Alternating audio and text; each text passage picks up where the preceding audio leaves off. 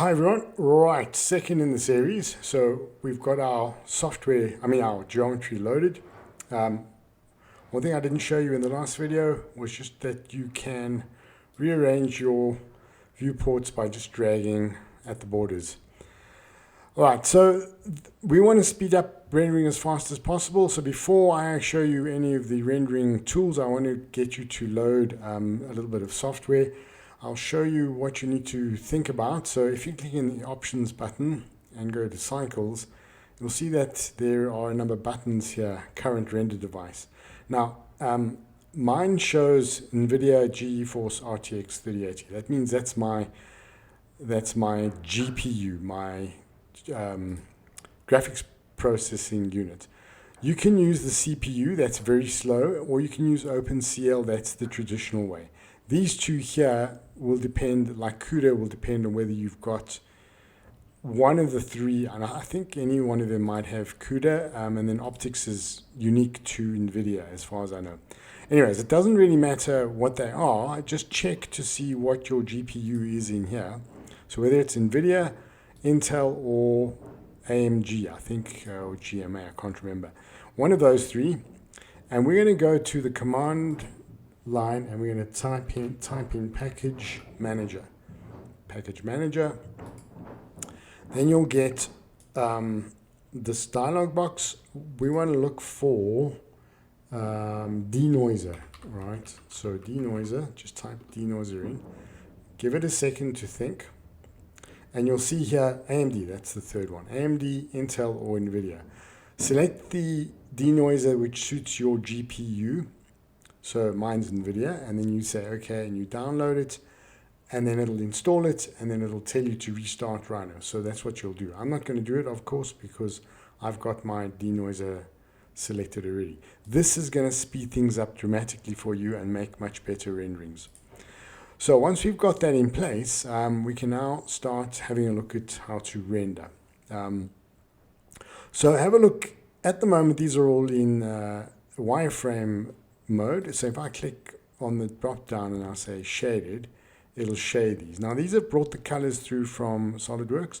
I can change the colors by just selecting all of them, or one by one. It depends on what you want to do. And you'll see under properties, under display color, there's a little button here that you can click and you can select a different color. Or if I've selected everything, you can actually select that button, double click it. It should give it to us, say other, I think. Here we go, and I can make them all black, for instance. Whatever it is you want to do, I'm just showing you how it works. I like black.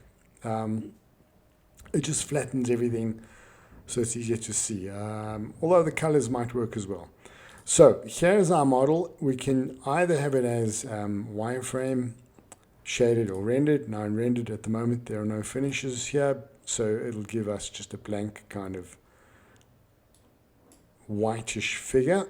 And you can do the same in any one of these. So we can say shaded or wireframe. Now there are reasons you want sometimes to have it in shaded, and that's because you can select surfaces in shaded, sub-select them. I'll show you how to do that a bit later, which you can't do in wireframe. Wireframe only allows you to choose edges and vertices.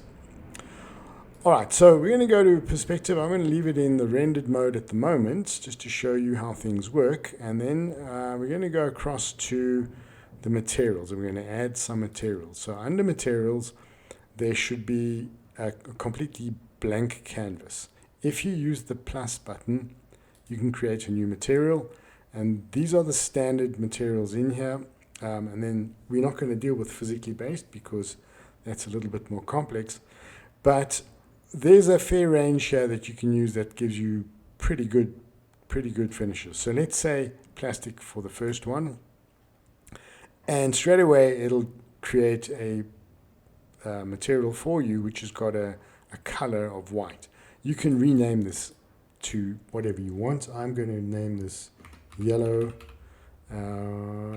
ABS because that's the material that I suspect Lego uses in their plastics. Okay, and then I'm going to click in the, so under the materials, first of all you can drag this up.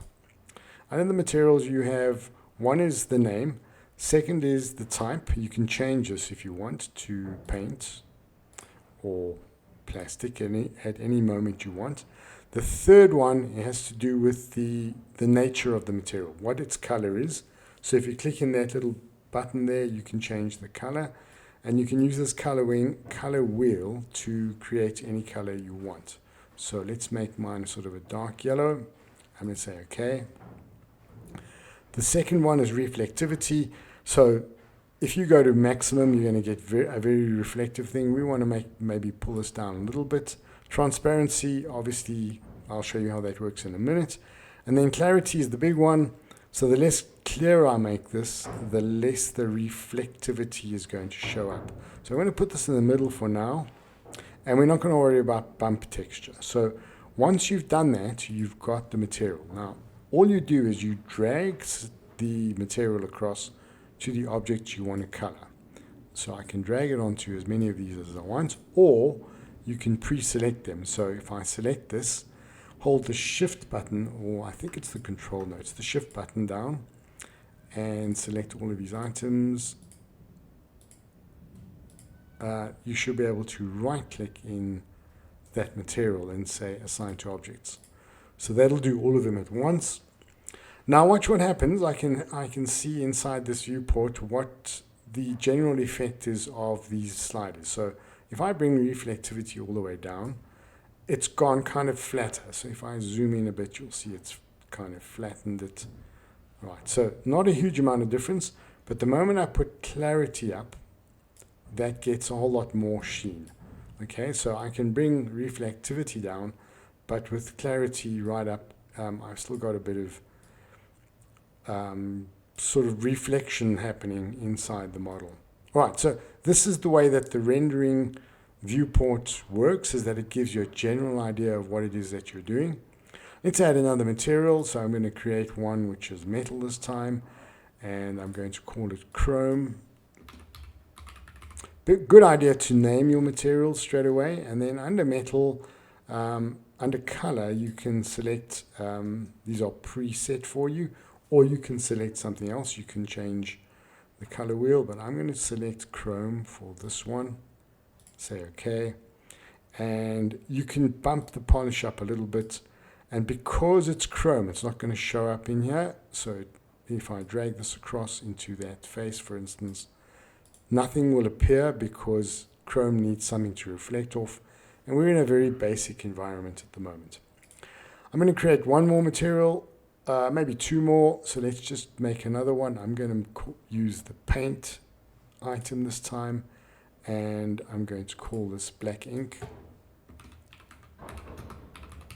And this is because I want to color just two items or sort of sub-objects on this, on the face of this object. So I'm going to maximize the perspective by just clicking in it, and that allows me to zoom in. Now, it's sometimes a little bit difficult to see what's going on under render, so I'm going to change to shaded, and this has already been colored. I'm going to use the control shift button down, hold the control shift button, and then you can click on individual surfaces. So this is a sub object select button. It means you can select parts of greater objects. So I'm going to select all of these, as many as I can find, that are going to show. I'm not going to worry about this bottom one, or shall we? Let's try and grab it. There we go. Okay, and then you right click in black ink and you say assign to object. And because I haven't applied anything to the black ink yet, let's just do something with that. So let's just give it a black color, and let's make it kind of a half gloss, so that now when I go to render, that should appear as black. Okay, let's minimize that. All right, so there's the basics. I will add one more just quickly. I'm going to say plastic, blue ABS, and then I'm going to give this a bluish color.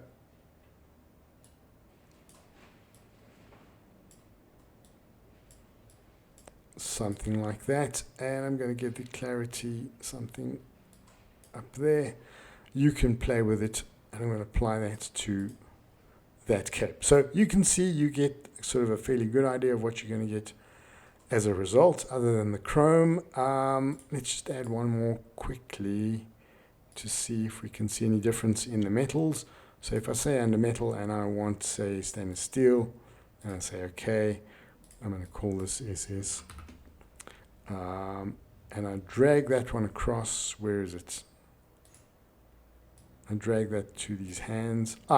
So here you can actually see you can get some idea of metallic finish. All right, let's move across to the rendering button. So the first one is just important because you can change certain things. Like later on, we'll change the camera focal length, and we'll change the wallpaper at the bottom. So this one's sort of very basic. Like if I select an object, it'll switch to that object. I can then see certain aspects of it, like its material, its texture mapping, its decals. We're going to use a decal. So this one's like a very basic overview button. The next one deals only with materials, and then the third one deals with the rendering environment. Now, the rendering environment, I'll go through these step by step, but we're mainly going to be concerned with resolution and quality, backdrop, and lighting, those three. Because the first two just decides which render engine you're going to use. You want Rhino Render, the current viewport. You can change the viewport that it uses, and then under resolution and quality, you can decide whether you want the viewport size to be used as the basis, or if you want to increase the actual size of it by entering in custom. And here you can first of all lock to viewport aspect ratio, and then say increase this to a much larger figure. You'll see that pixels gets changed, and then you can alter the DPI. So I'm going to make it 200, and then underneath these sets you can change the rendering output. So at the moment it's at draft quality. We could put it at good quality. You want to leave it at draft quality, and you want to leave it at maybe viewport for now, just so that we can see quickly what it does. Okay, then under backdrop, you can change the background color, so you can make it anything you want. That's going to look horrible, but I'm going to leave it there for now. And I'll explain the rest of this in a second video, because this gets a little bit more technical. But for now, just to get some sort of kick out of what we're doing, let's render this and see what happens. So I'm going to use the render button, but first of all I'm going to do a render preview, and you'll get that result. And at the moment you'll see, if you zoom in, that it's very, very pixelated. That's because it's not being denoised. So if you've got your denoiser loaded, just select it, and you'll see straight away that that sort of quickly resolves those noises. At the moment, because this is a very sort of a low resolution item, you can see it's not rendered very strongly, and there's that background color, and here's my chrome face. Okay, so I'm going to say, let's close that. Just say yes, because I've changed the denoiser. Let's do that again. I'm going to change the background color to something more suitable. So let's go to, let's say something like a yellowish green, a light yellowish green. And let's render, but this time instead of rendering under the viewport, let's use that custom one with 2000, and let's increase this to final quality and then render it. So I'm going to render instead of preview. And so this time you'll see you'll get a much stronger representation of what you want. It's now much cleaner. And if you have a look on the left hand side, you'll see that the number of samples it's using is 1500. So it's on 37 of 1500. So this is going to take a while if I wanted to get right to the place I want it to be. I'm not really happy with the lighting or the background yet, so you can stop this anytime you want by just saying stop. But if I just zoom in just to show you, you can see how much better the quality is.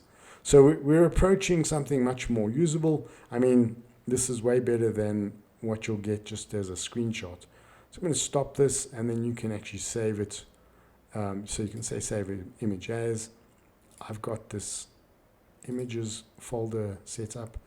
You can decide on a JPEG or a PNG. Now PNG allows you to have